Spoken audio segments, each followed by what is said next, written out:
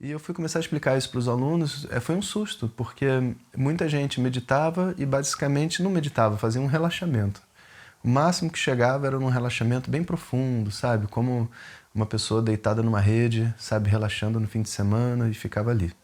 Mas não havia alteração do estado da mente.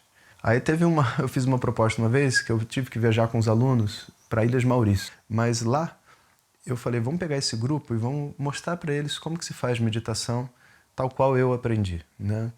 E foi impressionante, porque várias pessoas disseram assim, caramba, professor, eu acho que foi a primeira vez que eu meditei na minha vida. Olá, pessoal. Namastê.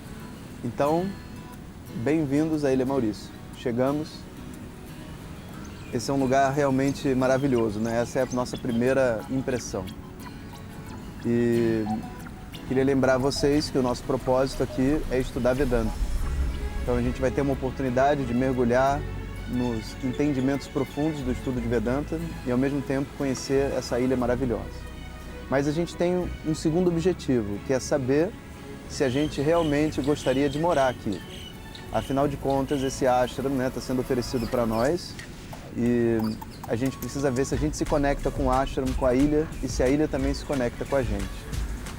Existe um dizer assim do mundo espiritual, né, diferente do mundo material, que é assim, você só conhece um lugar quando você para e medita nele. Então, a nossa proposta, né, é estudar Vedanta, conhecer a ilha e praticar meditação. E ela tem uma história de vida também bem... Ela teve um câncer, ela tinha sido já diagnosticada com um tempo curto de vida, mas nada disso se realizou, talvez, até por... né, pelo punho que ela teve de cuidar de tudo, né? O professor, né, e o Swami também falaram que lá tem muita coisa, né, de magia negra, essas coisas todas, assim.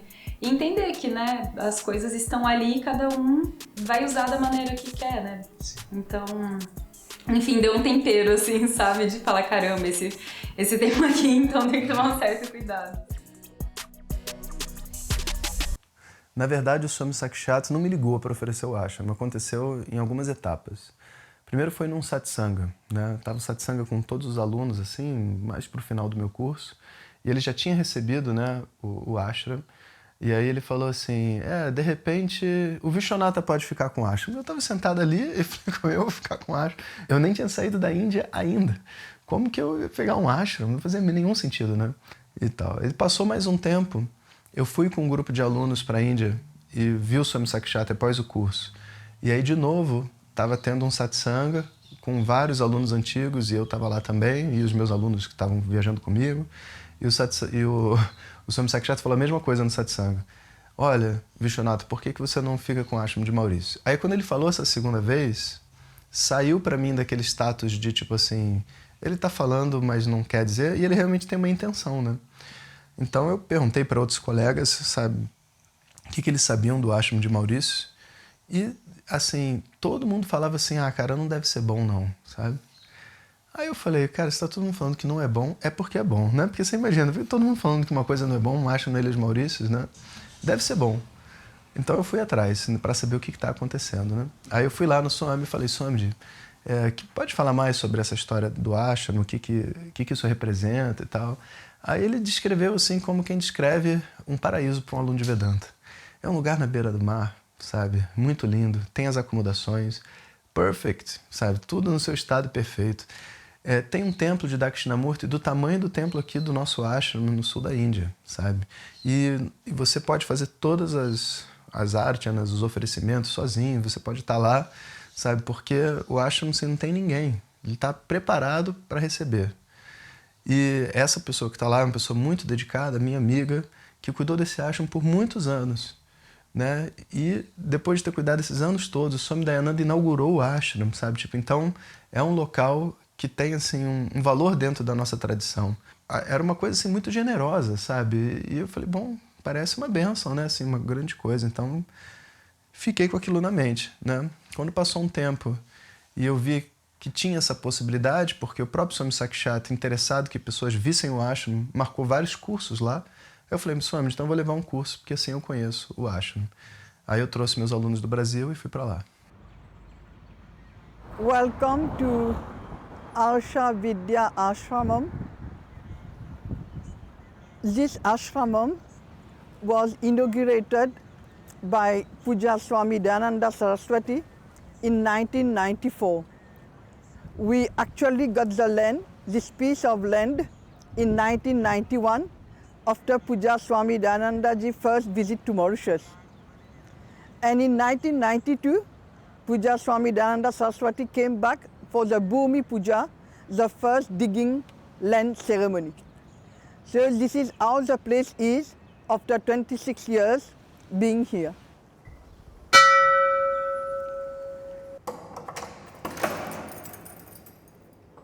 This Lord made a Dakshinamurti who was first in the lecture hall in 1994. Then it was shifted here in 2002 by Puja Swamiji himself. Even in Mauritius, you have the only temple, it's the only place in Mauritius where you have the main temple, Lord Dakshinamurti. Like yesterday, you seen the Sokalingam Meenakshi Amman, it was outside, a small, not the main deity, but the only one, because this Puja Swami Dayananda who chose to have Lord Dakshinamurti here, like in say Luxembourg in US, like in Anekati in Coimbatore, because embodiment of knowledge. So by praying to him, we the students will imbibe this knowledge of Vedanta. That's the main things of Puja Swamiji having Lord Dakshinamurti everywhere. And this Vigraha was offered to us by Swami Dayananda Saraswati himself. So he made two at that time, one for here, one for Selexburg. If you see, both are the same. If you have been to Selexburg, both look alike. Just when someone comes, be quiet, Shanti, the Lord is in meditation. You know, this is the things here. Yes. Even the design, you can see the same traditional Dravidian design. It took us nearly 6 years to build the temple. 6 years. 2 years only for the Silpis. Eu cheguei, era um local assim na beira da praia, simples, não muito grande, né? E quando eu fui chegando, tinha um amigo meu saindo, que estava lá no curso anterior, porque o Swami Sakshat, ele combinou com vários grupos de ir para conhecer. Então um grupo estava saindo, o nosso estava chegando. E meu amigo estava saindo, eu estava entrando. E já fazia assim uns 5 anos que eu não via ele, né? Aí ele, oi, cara, tudo bem? Como é que tá? Eu falei, tudo bem. Sabe aquela dica do amigo que está saindo? Ele falou assim, cara, toma cuidado com essa Swamini, sabe? Tinha uma Swamini, cuidado do Ashram, como se ela fosse um monstro, assim, sabe? Toma cuidado com ela, sabe? Eu não ia ficar aqui mais nenhum dia. Eu falei, caramba, que maneira de chegar num lugar, né? Sabe? Eu falei, vamos ver o que tem, o que tem para nós, né? Então, assim, a minha primeira impressão ao chegar foi de que tinha alguma coisa errada, né? Se a pessoa chega reclamando, é um ashram na Ilha de Maurício, por que as pessoas não estão atrás? Por que não tem gente querendo fazer, sabe? Então, para mim, assim, eu estava querendo ver o que era o ashram, mas ao mesmo tempo entender qual que era o problema ali. O professor nos deu a missão de fazer o jantar para a turma que chegou e para o Swami, acho que ia comer também, né? E que nós fôssemos no supermercado para ver o que tinha. Com já a certeza que não ia comprar cebola nem alho, porque aqui não comem isso, né? Não acha. Se a gente vai, entre aspas, né, morar em Maurícios, ter a possibilidade de ficar aqui, de cuidar desse ashram, a gente precisa saber o quanto que Maurícios é convidativo para nós, enquanto brasileiros, né, de se adaptar principalmente com esse aspecto da comida, que é um aspecto muito importante, né? A Anitta está aqui, gente. A Anitta está aqui na foto, no Super U. Então a gente está em casa, né? Boa noite. Muito bom.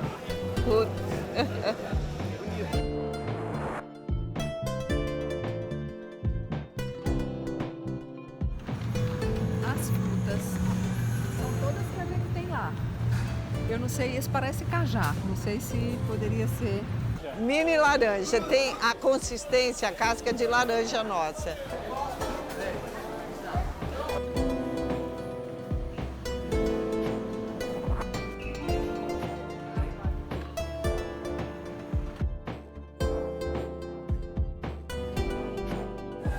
É o abacaxi, entendeu? Yes, first time. And we love it. It's so beautiful. And the fruits are so similar, our fruits. But we don't have a small pineapple like this. A faca que todo mundo usa é essa faca que ele tá na mão, tá, gente? Que tem em todos os lugares. Thank you very much. The same to you. Atenção, peraí, eu tenho que... Vai pra parte.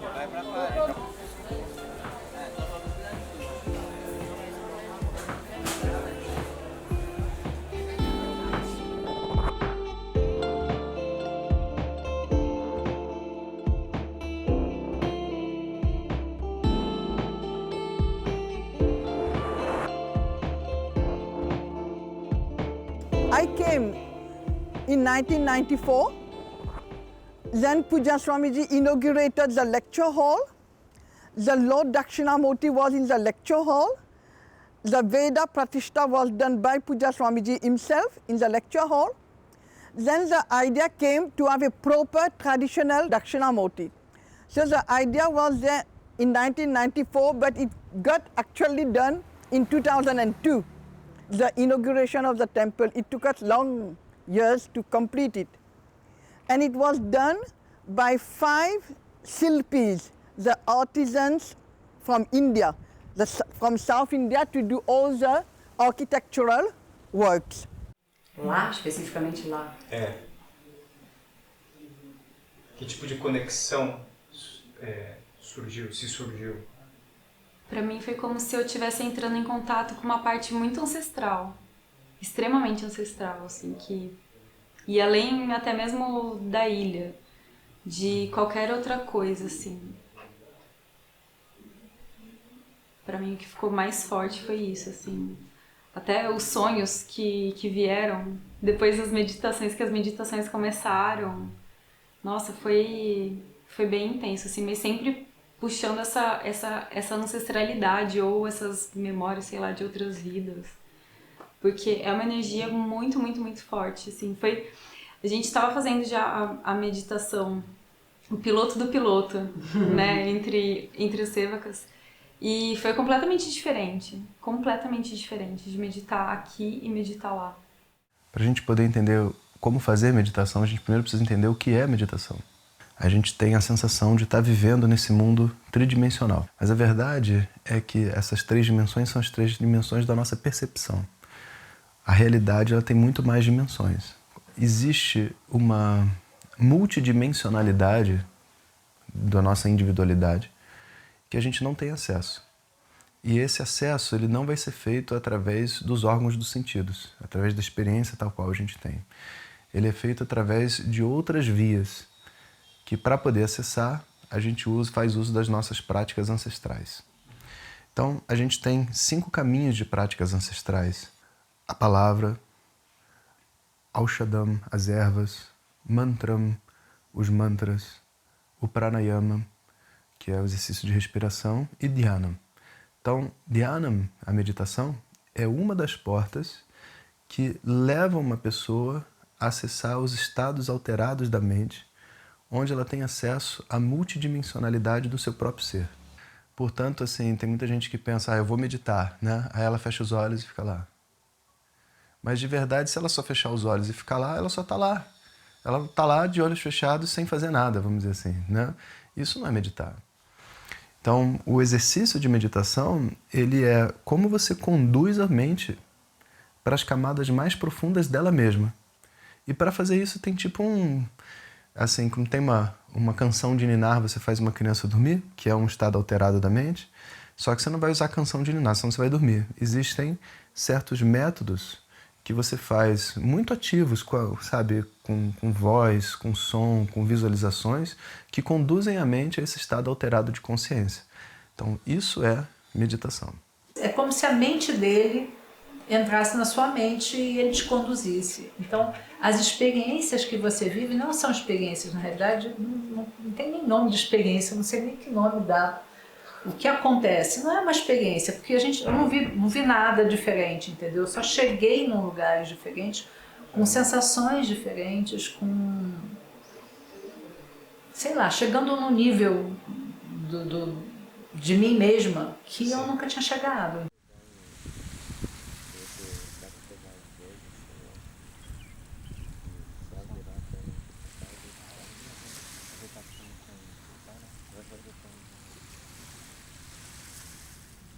Os níveis da meditação, eles ocorrem porque, na verdade, a nossa mente tem muitas camadas. Ao contrário do que as pessoas pensam, você não está entrando em meditação para ativar diferentes camadas da sua mente.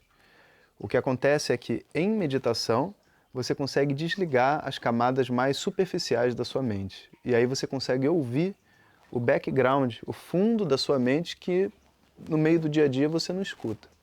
Mas ele está lá, porque as emoções vêm de lá, os desejos vêm de lá, os hábitos, a força que faz a gente acordar de manhã vem de lá. Todas as coisas que movem a gente de uma maneira não consciente está vindo desses níveis mais profundos da nossa mente. O que a gente faz em meditação são exercícios básicos que fazem as camadas superiores da mente desligarem. Então você desliga o consciente, você desliga às vezes a percepção do corpo, você desliga o contato com o mundo exterior, o que a gente já faz naturalmente quando a gente vai dormir. Se a gente vai dormir, a gente tem que parar de ouvir o barulho, parar de sentir o toque do lençol sobre a pele. A mente faz isso automaticamente. Mas as pessoas não sabem um método para poder assumir o controle desse processo. Então, é até estranho dizer assumir o controle, porque o controle faz parte da mente superficial, mas existe um método para você desligar e você poder, vamos dizer assim, voluntariamente desligar o seu consciente e a sua relação com esse mundo exterior. Aí as camadas mais profundas da mente ficam evidentes para você. Depois, nessas camadas mais profundas, existem outras maneiras de desligar cada uma delas também, até você chegar na base da mente, onde você não tem de verdade uma experiência específica, mas é uma experiência onde você está consciente de tudo, sem pensar em nada, muito bem, muito em paz e muito feliz, que os textos de yoga costumam chamar de samadhi. E eu fiquei com a impressão de que eu vou precisar rever talvez o meu conceito de meditação, assim, porque o nível de profundidade, né, que você consegue chegar, não só no relaxamento, assim, né, mas toda essa ideia de alguma forma desligar um pouquinho o consciente, né. Então tudo isso foi muito novo para mim, é algo que eu na verdade nunca tinha visto assim em meditação, porque mesmo estando dentro desse meio do yoga e tudo mais, a gente tem acesso às ferramentas, aquelas técnicas mais simples de concentração, um pouquinho de respiração, mas eu acho que não chega nessa profundidade, né? Não vai até aí. Nunca tinha sentido um relaxamento assim tão profundo, assim, de tipo... A minha mente observava o meu corpo relaxando e eu ficava assim, gente, não acredito que eu tô assim, mas ao mesmo tempo eu estava super bem e... Enfim, não queria mudar, não queria sair, né?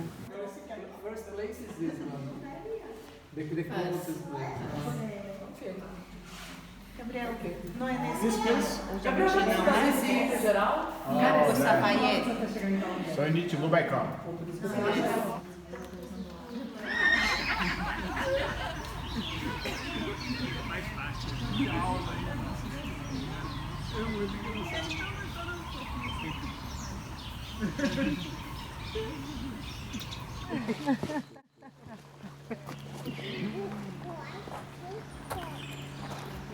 Essa é diferente. A gente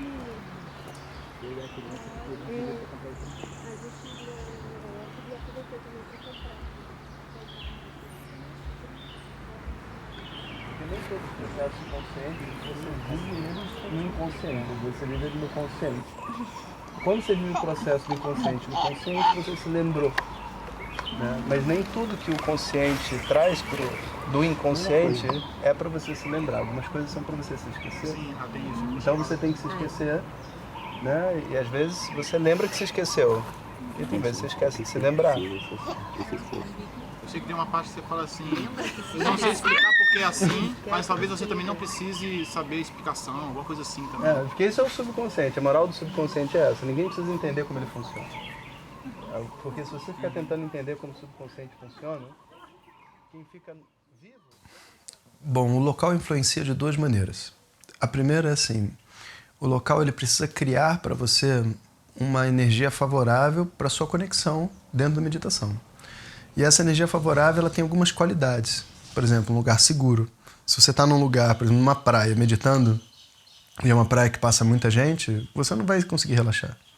Porque o senso de segurança não tem. Então, se você vai meditar num lugar aberto, tem que ser um lugar muito isolado. Porque você sabe que ninguém vai chegar lá, sabe?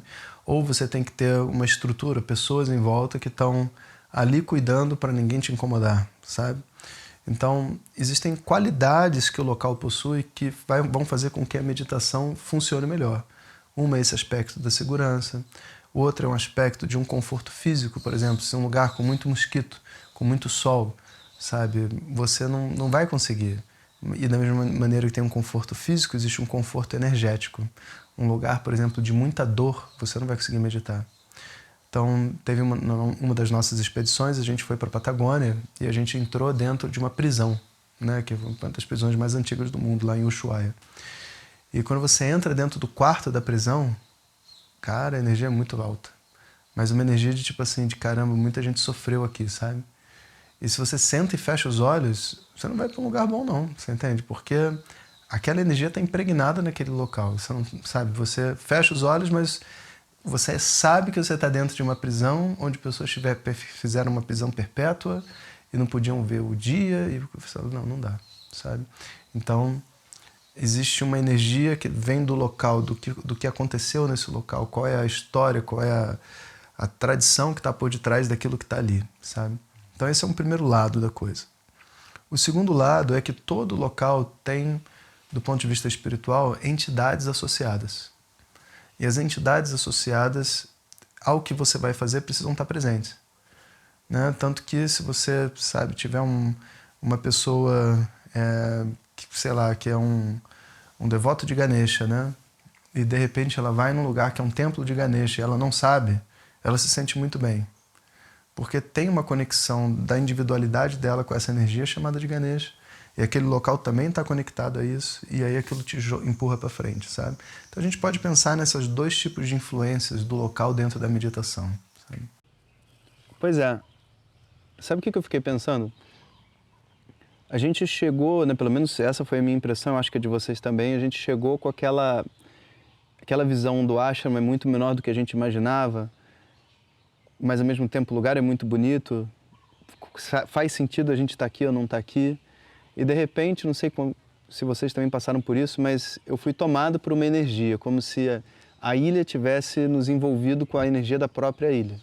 Qualquer outro lugar, pensa bem, onde a gente ficasse sem nada o que fazer tanto tempo durante o dia, a gente já está entediado, mas a gente está numa ilha, estudando Vedanta algumas horas por dia e passando o resto do tempo em contato com a natureza e a gente está bem. E isso é uma coisa muito importante da gente notar, porque cada local tem a sua energia. Se a energia da ilha for algo que leva a gente a uma mente contemplativa, isso é muito bom. E a outra coisa também, eu acho que essa história de que o ashram está abandonado, que é mal assombrado, que tem defeitos, etc., talvez não seja exatamente por aí, porque se você reparar bem, a Swamini realmente é uma mulher fechada, muito diferente dos outros swamis que a gente está acostumado. Mas, ao mesmo tempo, existe assim uma certa doçura. Ela deve ter passado muito tempo sozinha, 25 anos aqui sozinha. Imagina como que não deve ser viver nesse local por 25 anos, né? E de repente um monte de gente aparece. Todo mundo começou a chegar 10 dias atrás. Então, eu não acho que ela seja um monstro que nem as pessoas falam, não. Eu acho que tem alguma coisa a mais dentro dessa história que a gente não está compreendendo. Sem dúvida nenhuma tem uma força, que não é uma força que a gente pode pensar assim do ponto de vista intelectual o que é. E isso a gente vai ter que descobrir, né? O que está acontecendo, por que esse local realmente não vai para frente. Mas eu não acho que é nada disso que a gente estava pensando, não. E agora eu começo assim, se a balança estava pendendo negativamente, agora eu já começo a ver de um lado positivo. Eu acho que Maurício pode ser o local.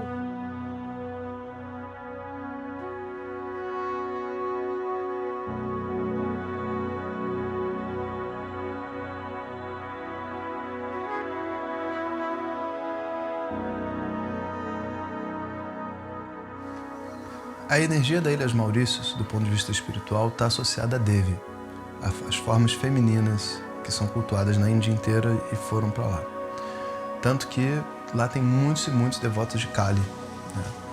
Então lá tem uma energia que tem essa coisa do feminino, ao mesmo tempo essa coisa da magia, da conquista através da magia, sabe? Então é como se fosse um local assim de muita vida e muita disputa espiritual, sabe?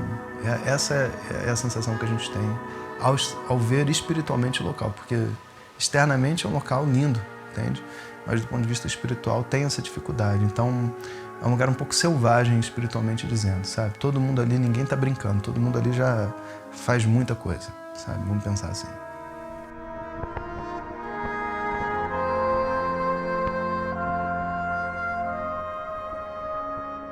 From the temple itself, we need not go out. From the temple itself, we see the ocean. But actually it's not the ocean, it's the Ganges. When Puja Swamiji came the first time here, he brought a big pot of Ganges water. So he poured in this water. There's no difference between that Ganges and this Ganges. So from then on, daily we worship the ocean. And once in a year we give big ceremony over there. We put a pandal and homa and everything. Beautiful. Vatpranashaksushrotamako balamindriyani chasarvani sarvam brahma upanishadam maham brahma nirakuryam mama brahma nirakarod anikaranamastvam nirakaram. Gabriel, você já foi pra Índia, né? E lá você já viu vários templos e tudo mais, assim, mas aqui é diferente, né? Que tem esse contexto dos estudos, tá indo pra lá com o Swami, com o professor, e tem a água do Ganges aqui, né? Como que tá sendo, assim, isso? Tipo, qual que é a expectativa? É diferente, assim, né? Porque na Índia, talvez, todo o lugar que você tá já te contextualiza, né? E já te bota, talvez, né? Com essa expectativa e nessa vibe, assim. Aqui é um lugar muito tranquilo, né? Uma ilha tranquila, assim, né? Só que ao mesmo tempo tem muita coisa da Índia, né? E, enfim, da tradição e tudo mais. E por a gente estar aqui com o professor, com o Swami, num grupo tão pequeno assim, né? Eu acho que eu me sinto muito abençoado, né? De poder estar participando disso. E agora, quando eu descobri que eles trouxeram água do Ganges para botar num lago, assim, né? Eu fiquei bem empolgado, assim, né? Então, eu não sei muito bem o que esperar quando chegar lá, se vai ser uma coisa muito grande ou não, porque eu não vi imagem na internet, assim, também, né? Mas, de todas as maneiras, é uma oportunidade única, assim, né? E ainda mais numa ilha paradisíaca. Uma coisa diferente, assim, sabe? A Índia, em algum momento, entrou dentro daquele local com o seu povo, a sua cultura. Então, eles fizeram um lago artificial, e trouxeram um navio inteiro de água do Ganges para encher o lago artificial com essa água do Ganges, sabe? Então, pensa só, para uma nação fazer isso, trazer um navio com água, encher um lago com água de um local, porque aquela água é sagrada, né? Isso quer dizer que o povo ali tem um valor muito grande por essa cultura, por esses símbolos todos, né? Então você vai ver lá também existem essas estátuas imensas, uma de Durga, né, e outra de Shiva, mas é muito grande, é maior que o Cristo Redentor, sabe? Isso é uma coisa imensa, sabe? E só não está no topo da montanha. E quando você olha para aquilo, você fala, caramba, né? E quem vai para a lua de mel não faz a mínima noção de que tem aquilo lá. O cara tá achando que tá indo para um lugar, né, que paradisíaco, né, do hotel na beira do mar, mas não. Você está indo para um lugar que tem uma cultura de símbolos muito fortes, né? Então esses símbolos, eles acompanham uma cultura e um modo de se viver, sabe? Um modo de se pensar, né? Não que porque tem os símbolos as pessoas são espirituais, não, mas porque tem os símbolos, elas têm um modo de vida, né?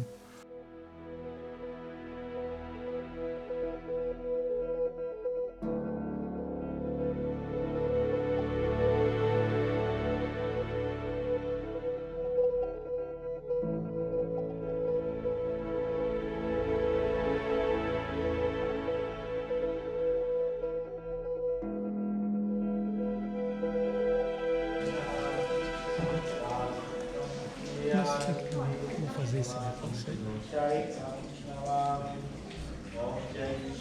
Você vai fazer? Vai, você vai fazer. Você quer que eu faça isso? Arame Bhagavati Kumati Kalapam Vibhuvanasare Vasudhare Vamasigati Mamakalu Samsare Alakanande Paramanande Guru Karuna Maika Karamande Abhakatalikate Yasya Nivasa. Nossa, esse momento que a gente cantou foi muito engraçado, porque tinha tanta gente e só a gente que sabia cantar. Os brasileiros cantando Ganga Stotram. Bhuvaneshwari Punye Dhanye Devi Davamai Muni Varakanye Ganga Stavami Mamalan Nityam Patatina Roya Sajayati Satyam Desham Vidaye Ganga Bhati Desham Bhavati Sada Sutamuti Madhura Kanta Pajati Kavi Paramananda Kalita Lalitavi Ganga Stotra Vibhambalasara Vanchita Paladam Vimalansara Shankara Sevaka Shankara Rachita Bhagati Sukhi Savaiti Chasamapta Shankara Sevaka Shankara Rachita Bhagati Sukhi Savaiti Chasamapta Jaya Gange Jaya Hara Gange Jaya Jaya Gange. Nossa, foi muito emocionante. Eu tava chovendo, todo mundo parou.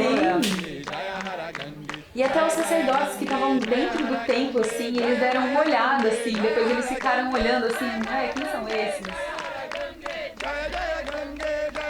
Meio de chuva.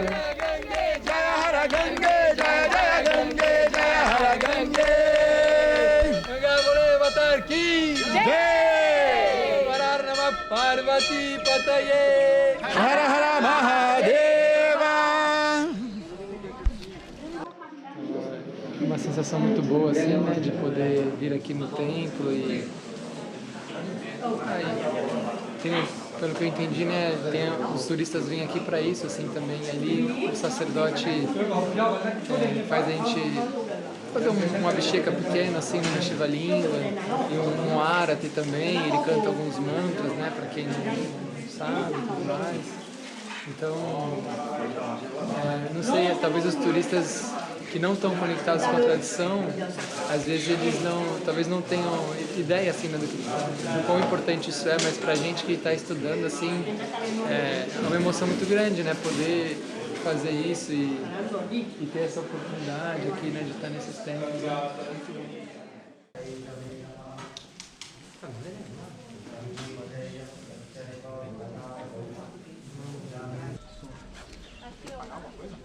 Muito bom.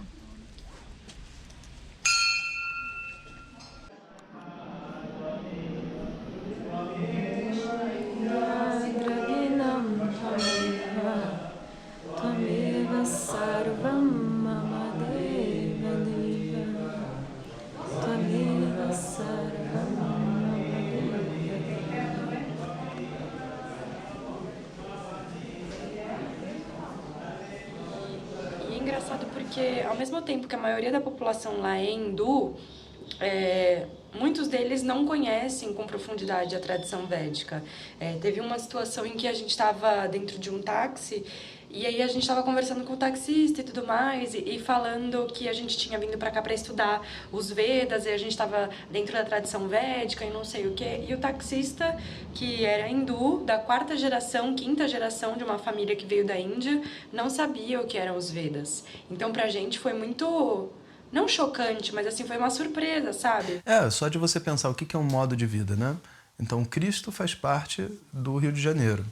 Para todos, não só para quem é católico, né, evangélico, mas para todo mundo. Então um judeu vai estar passando, ele se relaciona com Cristo Redentor, sabe? E da mesma maneira, a ilha inteira está se relacionando com aqueles itens todos, sabe? Aquelas estátuas imensas.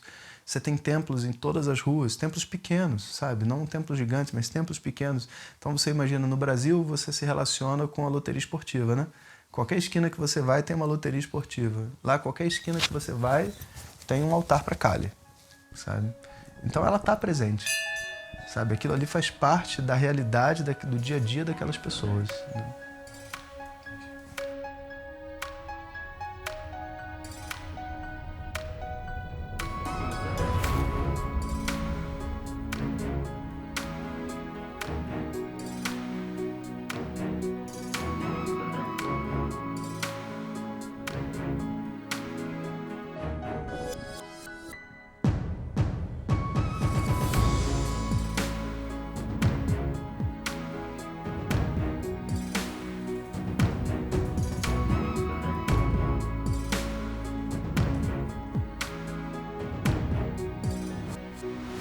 Chegou aqui nessas imagens tão grandes, né? Tem uma Durga imensa aqui do lado e agora uma imagem de Shiva.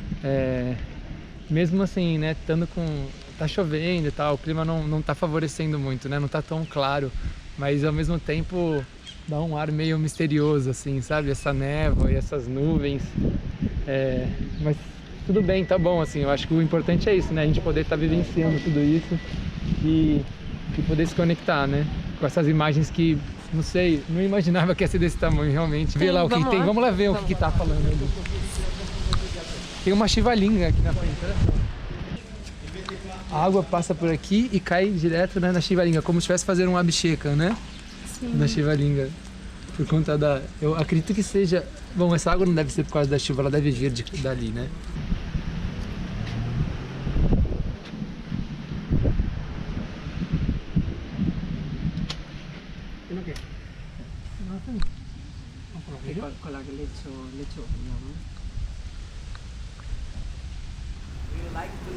Yes, yes. It's our paradise here. You know, here we have different religion, we have different people, we have Christian, we have Muslim, we have Hindu, we have Marathi, Madras, all is together. Muslim friend, Christian friend, all. Yes, my name is Kishan Singh Banjit, and I born here in Mauritius. Yes, I live here. Here is Poste de Flac. We call here the village called Poste de Flac. Yes, yes. You know, our religion we do puja. Yes. And for which god? We have different god. We have Shiv. We have Ram. We have Ganesh. We have different. Lot. Which is your favorite? Oh, my favorite is Shiva, Lord Shiva, because Shiva is different. You know, his story is very different. Yeah. And he's real. Shiva is real. Yes. Yeah. Yeah. You have saw Shiva? No, I never saw. But you know, Shiva talk, you know, everything real about life. You know, it's not fiction, it's not, you know, everything real about life.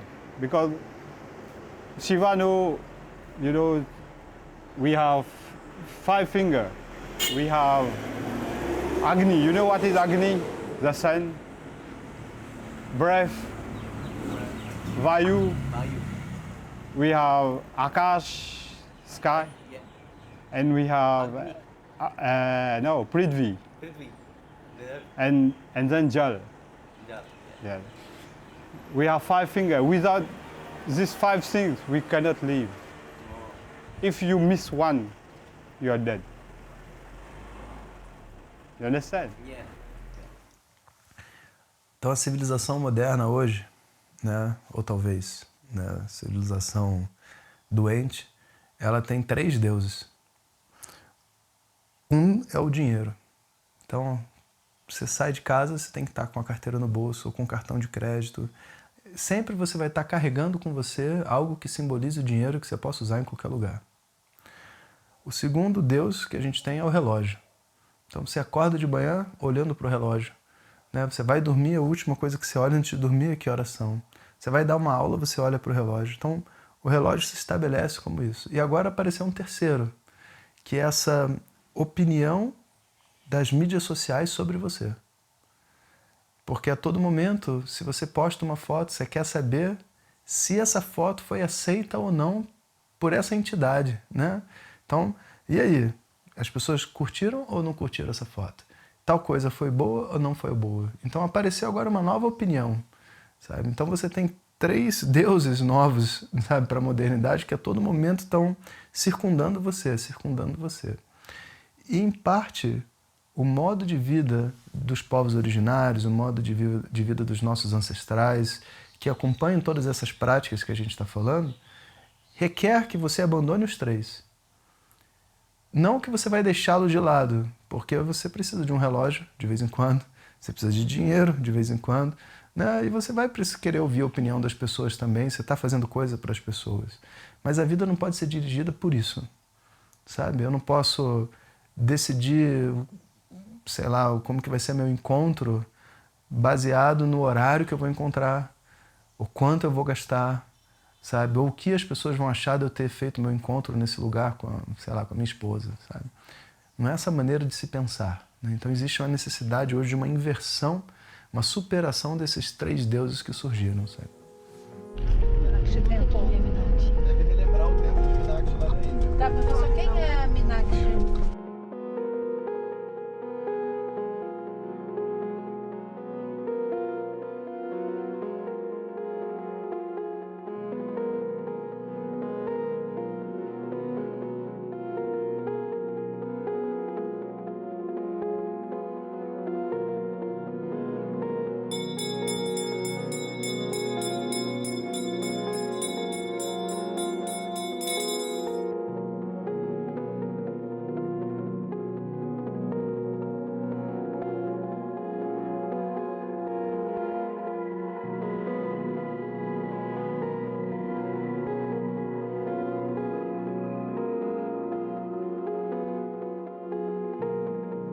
Sempre brincar, mas falando verdade mesmo, que assim, quando acontece uma coisa dessa, assim, de você às vezes estar meditando e, sei lá, alguma entidade falar com você, né?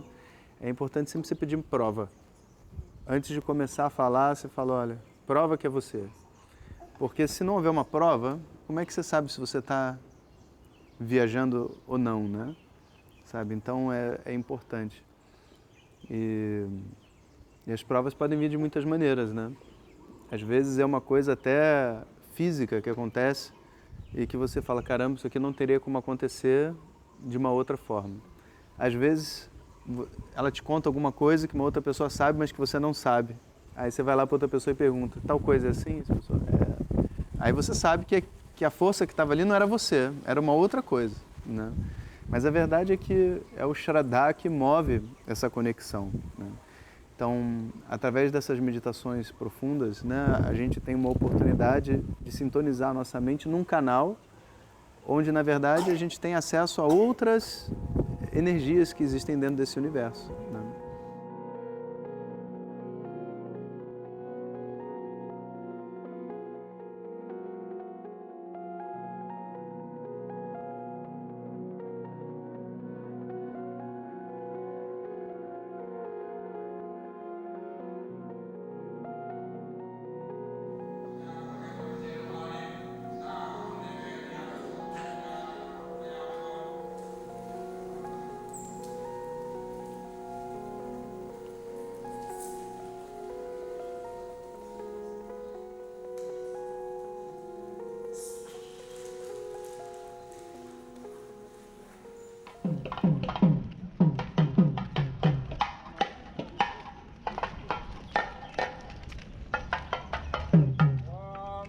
हिरण्यपात्रं मदो पूर्णं दधाति मदव्योसानीति एकदा ब्रह्मण उपकरति एकदैव यजमान आजस्तेजो दधाति.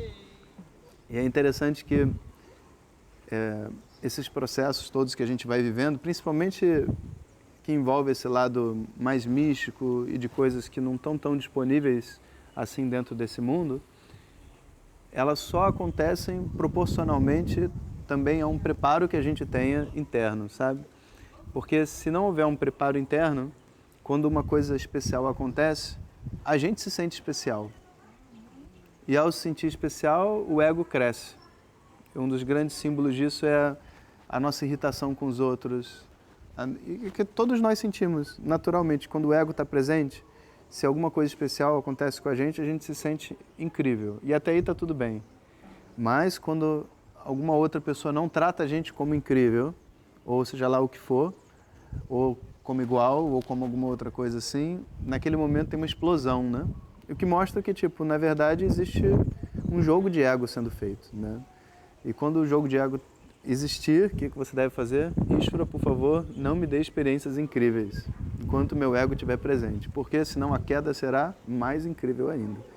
Então a gente precisa ir ganhando essas experiências na medida que a gente possa digeri-las e compreender que são bênçãos, né, na vida da gente, e não um motivo para a gente se sentir especial ou qualquer outra coisa assim, né? Então, a partir de agora também vocês vão estar seguindo nessa meditação, né, no caminho de vocês, e vocês vão ter um monte de experiências. E todas essas experiências, na verdade, vão ser bênçãos para o caminho de vocês. Seja lá o que acontecer, desde que tenha essa energia que a gente sentiu, que é essa energia de entrega e tudo mais, etc., é o subconsciente e Ishvara entrando em contato um com o outro, se é que a gente pode dizer isso, porque na verdade é tudo uma coisa só, né? Fazendo a mágica desse universo, né? Então, quanto mais vocês fizerem essa meditação, mais vocês vão perceber e admirar como é uma coisa muito simples e ao mesmo tempo uma coisa que você nunca viu antes. Enquanto eu achar que é uma coisa simples que eu já fiz, a meditação ainda não chegou no momento bom. Enquanto eu achar que não é simples, significa que também a mente ainda não está conseguindo apreciar, precisa de mais familiaridade. É muito simples. Todos os exercícios são muito simples. Se todos os exercícios são muito simples, o que faz uma pessoa mergulhar? Ishvara, nada mais. Então, a gente pode observar de uma outra maneira. O que acontece realmente na meditação é uma conexão de Shraddha, é uma transmissão de Shraddha. E essa transmissão de Shraddha é o que faz a mágica acontecer. Essas práticas, elas são evolutivas. A gente aprende um tanto, o universo libera um outro tanto para a gente entender. A gente aprende esse tanto, o universo libera outro tanto para a gente aprender. Não existe nenhum lugar do mundo, pelo menos que eu conheça, que vai ensinar para você do zero até o final como que você se conduz dentro dessa prática e vai te levar até o que a prática realmente é, sabe? Eu não tive acesso à meditação profunda por muitos e muitos anos da minha vida. E fiz muito relaxamento, cantei muito Om, fiz muitas práticas diferentes e essas práticas, na verdade, me conduziram para cá, sabe? Se eu tivesse caído diretamente aqui, talvez eu não tivesse condições de fazer isso. Então, a gente precisa entender que as práticas espirituais, dentro de nós, elas vão passando por estágios de evolução, sabe? Em vez da gente sair julgando todo mundo, porque isso é meditação, porque isso não é, existe uma outra atitude melhor, que é poder olhar e dizer assim, bom, agora o universo está me permitindo entrar num outro nível de compreensão. E ele vai permitir entrar em mais níveis de compreensões mais para frente também, sabe? Então essa forma de olhar para esse processo é muito saudável, sabe?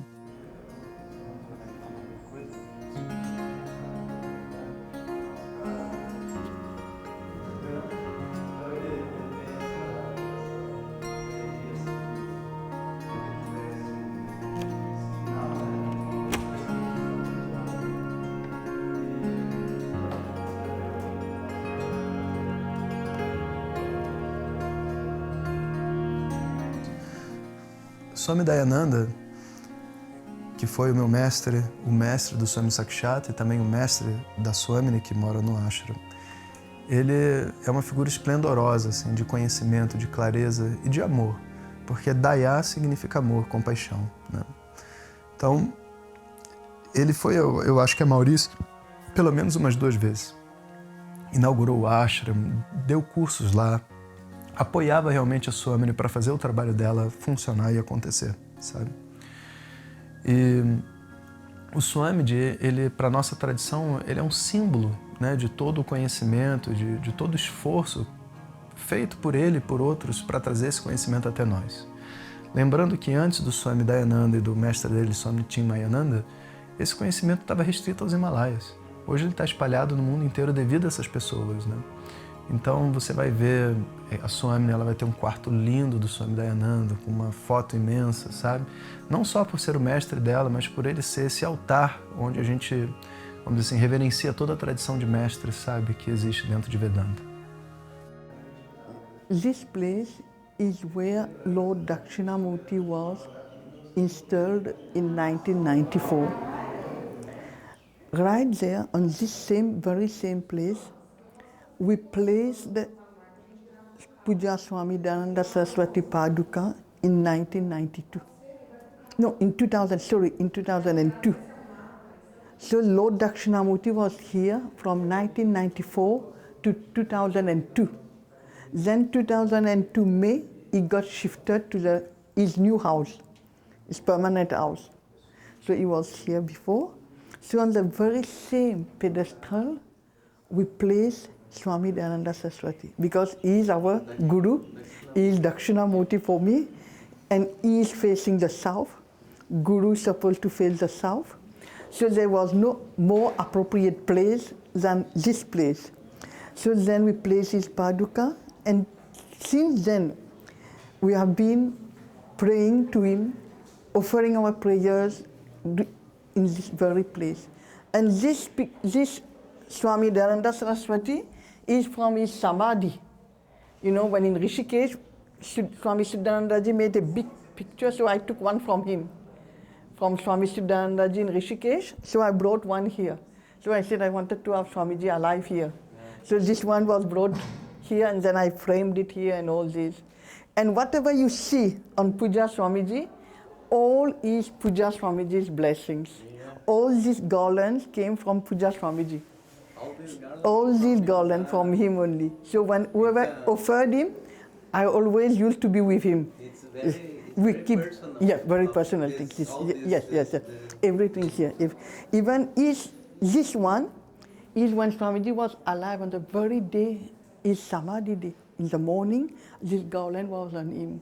So he gave away the prana with this garland. So I got it from Sundaranda. See, now 3 years are over. It's dried up, but I kept it as it is. So this is Puja Swamiji's last garland, When he was 2015, just before the 21, few hours. few hours he was wearing. Yes. This one I took from this. This is a special one for me. So it's dried up, but it means a lot for me. All this you see, people used to come and give him offering garlands and this and that. But I used to prasadam. Yeah. And I was specially related some kind close with him, this kind of things where he used to give. He knows I have value for such things. Unless you have value for such small things, you won't. But for me, it means a lot. Yeah, we can see your joy. Yeah. A beautiful form, which is very rare to find. Even in Mauritius, you are the only temple. Mas ela é uma pessoa curiosa, assim, né? Porque à primeira vista, ela tem ela passa uma energia muito forte, assim, né? Então ela passa uma coisa assim, né? Como se ela fosse muito rígida, assim, né? Uma pessoa assim difícil. Uma madre superiora, sabe? É. Mas ela é uma doçura de pessoa. Depois que o tempo passa, que você conhece, que vai convivendo ali, nas pequenas atitudes, sabe? Todo dia de manhã, eu lembro a gente tomando café da manhã, ela passava a perguntar, tá tudo bem, vocês estão precisando de alguma coisa, né? Enfim, com o tempo ali você vai vendo assim, né? Vai começando a entender de repente um pouco mais, o jeito dela, né? Enfim, toda a força que ela teve também, né? De fazer tudo aquilo sozinha. E eu sinto também que tinha uma coisa assim, como se ali fosse um pouco a casa dela, né? Que ela estava ali há muito tempo, né? Então, acho que à primeira vista, né? Pode parecer isso, assim, né? Uma coisa de cuidado, né? Mas ao mesmo tempo, assim, logo depois você via, né? Que, na verdade, ela estava tentando fazer você se sentir em casa, né? Então, nessas pequenas coisas do dia a dia e tal, agora eu lembrei também que quando a gente ia, às vezes, na cidade, né? Fazer alguma coisa comer, jantar... Aí ela era toda preocupada com o táxi, arrumava o táxi, chamava o táxi, né? Então, assim, ela realmente tinha essa coisa de cuidar, assim, né? e de querer proporcionar, né, uma boa experiência, né, como uma pessoa que tem uma casa e quer mostrar a sua casa, né. Então, quer mostrar a sua cidade também, isso, né? Então ela dava dicas de o que fazer, onde ir. É uma preocupação, assim, realmente um carinho. Ela teve um carinho de anfitriã, mesmo sendo uma Swamini, né? Swami Sakshat providenciou coisas assim que a gente ficava, tipo um passeio de barco, né? Que, saindo da frente na praia, em frente ao ashram, e assim... Você olha para o semblante do Swami Sakshat, eu não imagino ele fazendo uma coisa dessas. É exatamente isso que eu acho que foi um dos pontos mais emocionantes, assim. É olhar uma face do Swami Sakshat que a gente não... Que é realmente tipo Dakshinamurti, assim, né? De ter essa presença que ele tem nas aulas e depois das aulas, assim, esses trejeitos, assim, né? Tão queridos, assim, com os alunos. O Swamiji, say hello for people from Brazil. People from Brazil in there. O Swami Sakshat, para os íntimos, né, para os alunos, o nome dele é Swami Sakshat Kritananda, mas Swami Sakshat, como a gente chama, ele é uma pessoa assim muito objetiva, sabe? Muito doce, muito carinhosa, mas muito objetiva e muito focado no estudo de Vedanta, sabe? Para ele é Vedanta, Vedanta, Vedanta, sabe? Ele respira isso e ele transmite isso para quem quiser chegar perto dele, sabe? A Swamini eu não tive a oportunidade de conhecer antes da viagem para Ilhas Maurícias, mas o que eu sabia dela é que ela estudou também na época do Swami Sakshat e que eles tinham sido bons amigos de curso, ou seja, né, companheiros no processo de conhecer, estudar Vedanta. E depois de um tempo de vida, ela, enfim, né, fez todo esse esforço de construir esse ashram e levar o Swami Dayananda, eu acho que pelo menos umas 2 vezes para Ilhas Maurícias. Foi assim um grande acontecimento para a própria ilha, sabe? O prefeito, todo mundo ir lá inaugurar o ashram, sabe? E o Swami Sakshat acompanhou tudo isso, sabe? E como qualquer organização grande, né, a estrutura do que são seguidores do Swami Dayananda é muito vasta. E a Swamini, ela foi diagnosticada depois de um tempo com uma doença muito grave, sabe? E disseram que ela tinha poucos meses de vida. E nesses poucos meses de vida ela passou por um processo onde uma das coisas era o que fazer com o que ela tinha. Então ela buscou o Swami Sakshat na época e falou para ele, olha, você é uma pessoa que eu confio para continuar esse trabalho que eu dediquei minha vida, porque ao mesmo tempo, né, que tem muita gente nessa vasta tradição, não são todos que a gente se conecta, que a gente sabe que vai dar um bom destino para o que a gente está fazendo. Então essa foi o contexto no qual o Swami Sakshat foi chamado a primeira vez para ficar com esse ashram. Mas, interessantemente, o tempo se passou e os meses que ela tinha de vida viraram anos, né? E ela não faleceu como os médicos acreditavam, né? Então, acaba que ela ficou assim, nessa categoria, né, de uma pessoa com uma doença terminal, mas que está vivendo até hoje, por muitos anos, né? Então, nesse contexto, é que o Swami Sakshat também, já mais velho, né, estava buscando outras pessoas para poder ficar com esse local e dar continuidade a esse legado. Esse do dia do passeio do barco. Ele foi levar a gente no barco, Ele foi lá na areia. Foi lá ele dar tchauzinho pra gente. Levantou o Dodge, ficando no chão, sabe? Entrou na água e ficou dando tchauzinho.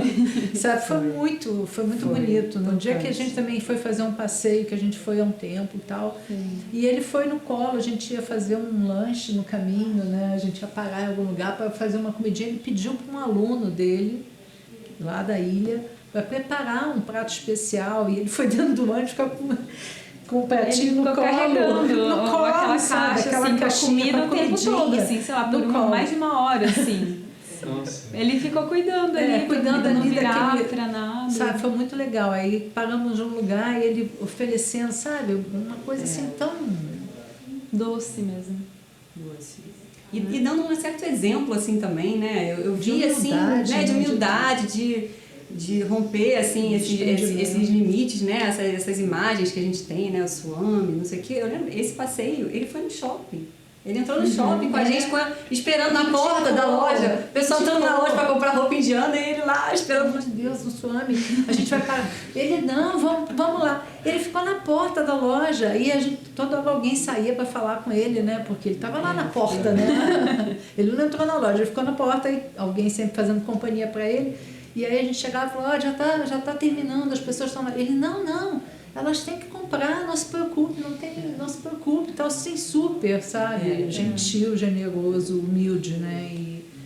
E essa faceta, né, que a gente faz esse link, né? Que é a mesma coisa que a gente tem em relação ao professor Jonas, né? Que a gente é aluno, tem todo um respeito, toda uma postura como aluno e ao mesmo tempo a gente vê também o lado humano dele, né? Então, assim, ninguém invade o lado, né, pessoal, da vida pessoal dele, mas a gente vê esse lado humano. E isso também é um exemplo, né, pra gente. When did you take to sannyasa? Immediately after that, June. Oh. So he called us, along with Swami Siddha Bodhananda. At that time, 1994. Very nice. So our Lord Dakshinamurti was on the first day. First day? First day, on 27 May. And he looks very happy, no? Yes, and he said he used to be cheerful. And this is the first visit of Puja Swamiji. No, this one is when I first met Swamiji in 1982 in Bombay. 81. One year after I was born. 1981 in Bombay. I joined Bombay course in 1980. Did you meet Gloria? No, he was in that previous batch. Previous batch. Yes, but I met him later, but I never met him. We were not in the same batch. I was along with Sakshat. Yeah. So this is Swami Dayananda in 1981. Não, a meditação, ela não me deu uma resposta sobre a Swamini que cuidava, nem do local ashram diretamente, tá? Porque a gente faz duas práticas ancestrais, né, nós. Uma meditação e outra é o Vedanta, né? E o Vedanta a gente estava realizando dentro do ashram. Então ele é o nosso termômetro principal, sabe? Mas a meditação a gente fez pela ilha. A gente viajou a ilha meditando em vários lugares, parques, etc. e tal, recebendo aquela energia, né? Então, algumas coisas assim foram muito interessantes. Primeiro, a Swamini, que todo mundo dizia que era uma pessoa muito difícil, ficou muito amiga da minha mãe. Quando eu cheguei aqui, eu também vim com uma ideia preconcebida de que tinha algum problema, né? Mas não foi o que eu observei. Que muitas pessoas dizem que é muito difícil também. Viraram melhores amigas, tiraram, sabe, fotos juntos e viajaram para lá e para cá. Mas por quê? Porque eu acho que assim como a minha mãe, a Swamini, ela tem uma mente assim muito disruptiva, de fazer o novo, o diferente, de desafiar as pessoas na sua forma de pensar. E não é algo que o oriental, principalmente os indianos mais ortodoxos, estão interessados nessa energia, sabe? Mas para nós ocidentais, que estamos presos dentro de caixas quadrados sobre o que é espiritualidade, o que é a vida, o que é... Não sei, é muito útil para nós. Primeiro, a Swami é uma pessoa com muita energia. Ela teve problemas de saúde sérios, já ainda tem, nos últimos 10 anos. E ela tem como responsabilidade o ashram, que ela criou desde o início. Ela criou quando não tinha nada em volta. Aquilo, quando ela comprou esse terreno, pelo que eu entendi, ou ganhou, eu não sei exatamente, não tinha nada em volta. As pessoas ficavam até com medo que ela ficasse ali sozinha. E ela foi construindo aos pouquinhos. E, pelo que eu entendi também, ela recebeu doações para poder fazer essas últimas obras. Só que uma mulher sozinha aqui, tratando com pedreiro e fazendo isso acontecer, era uma obra que começou em novembro, que era para terminar em fevereiro, e que foi fevereiro, passou para março, para abril, para maio, até 15 dias antes da gente chegar. Então é uma coisa muito difícil para ela, assim. Mas não é só para ela, é para qualquer um. Se fosse homem também seria a mesma coisa.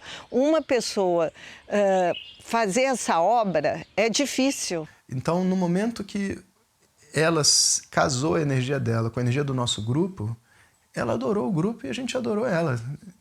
Houve um entendimento, sabe, do propósito dessa energia que ela tinha, sabe, um propósito espiritual.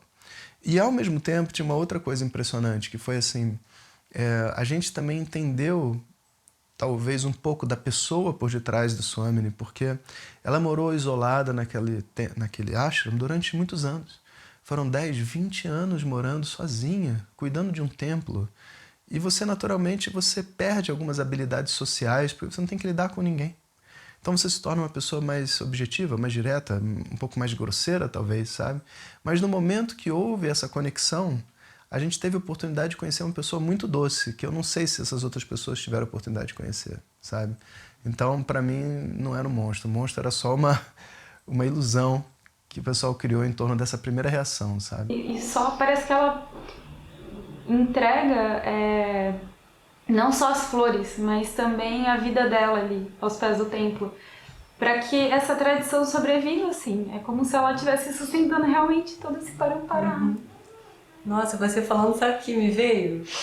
Que ela é a mãe desse lugar, sabe? Você falou, ela lava as roupinhas, ela pega a flor, né? Ela construiu aquilo ali, ela que tá dando vida àquilo ali, ela que tá mantendo aquilo ali, de fato, em pé. A força que a mãe tem também, né? De doar, uma doação absurda, né? O quanto de força que essa pessoa não tá tirando de dentro de si para colocar ali, né?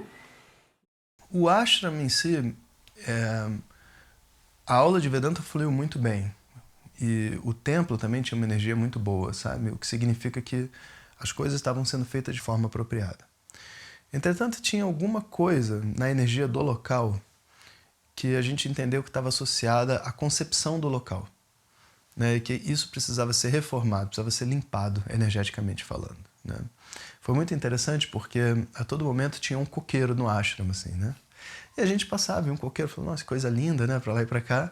E lá pelas tantas, no meio, assim, depois de 3, 4 dias, a gente descobre que o coqueiro era artificial. E que, na verdade, era uma antena de celular. Que ela provavelmente arrendou aquele poste ali, aquela área, né? Para poder também ter um dinheiro para manter aquele local. E é um benefício para a população. Mas se você for pensar bem, né? O conceito de uma antena artificial fingida de coqueiro dentro de um ashram não é uma coisa positiva para um ashram, sabe? Então esse é um pouco do símbolo, sabe, do que a gente entendeu, é que assim, o que estava mantendo aquele local precisava agora ser transformado. Precisa vir energia de fora, precisa vir recursos de fora.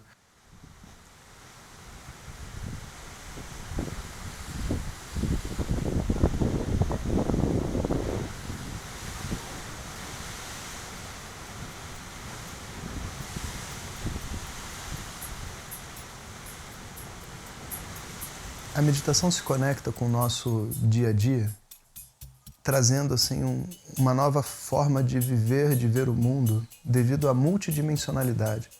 O que ela abre dentro de nós, em termos de experiência, nos coloca num local onde você não faz mais parte apenas desse mundo relacional que a gente está acostumado. Então, essa multidimensionalidade ela é acessada através dessas práticas ancestrais. E dentro de uma prática ancestral, como a meditação, o conceito de tempo, de espaço, de local, até mesmo de quem você é, pode mudar abruptamente, como num sonho, né? Você está num sonho, você está em outro espaço, outro tempo, e você é uma outra pessoa. Mas o sonho é fruto, né, da sua mente, da sua imaginação que você viveu no acordado. Agora, dentro desse local, dessa outra dimensionalidade, vamos por assim dizer, desses outros planos, você está vivendo uma realidade não subjetiva.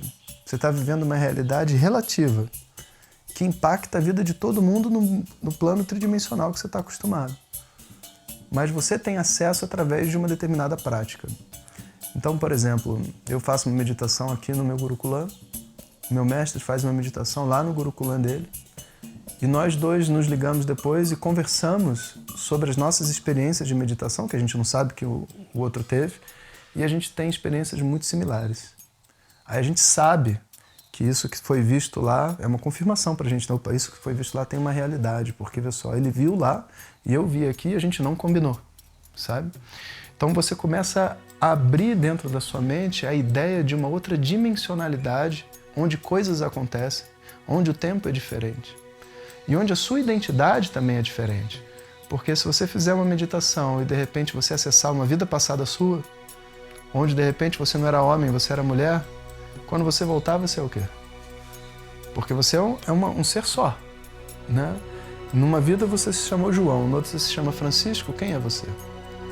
Sabe? Então você para você mesmo começa a mudar o que você é. Por mais que quando você estiver dentro desse mundo relacional, você vai ter que se relacionar com esse corpo, essa individualidade que foi dada para você, né? Você não se vê como essa individualidade necessariamente. Então todas essas portas elas vão se abrindo através das práticas ancestrais.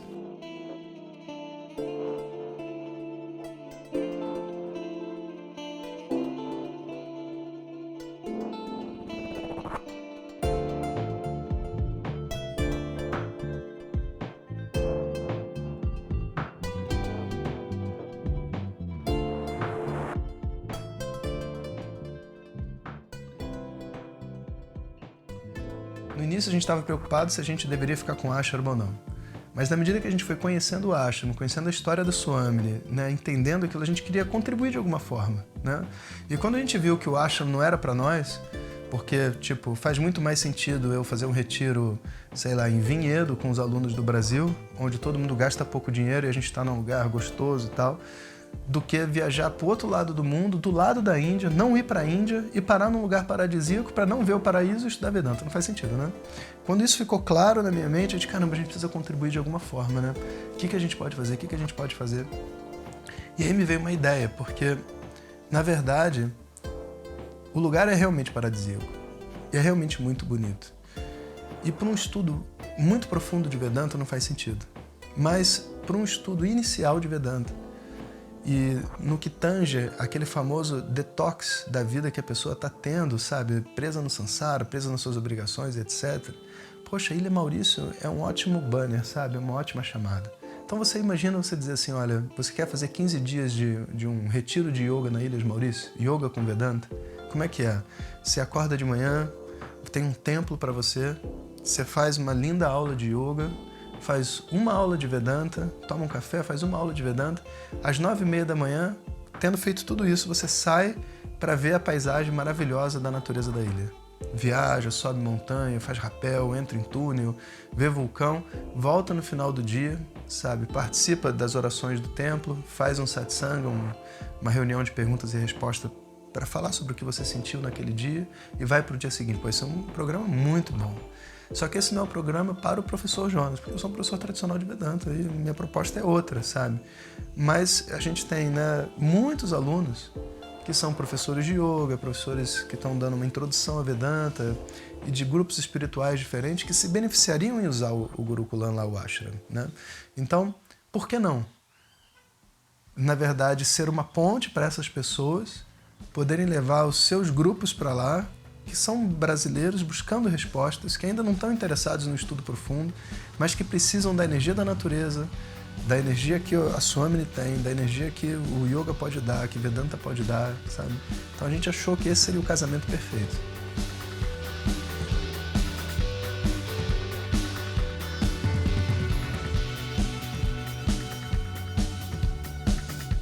Olha como o Swami estava sentado igualzinho o Dakshinamurti, tá vendo?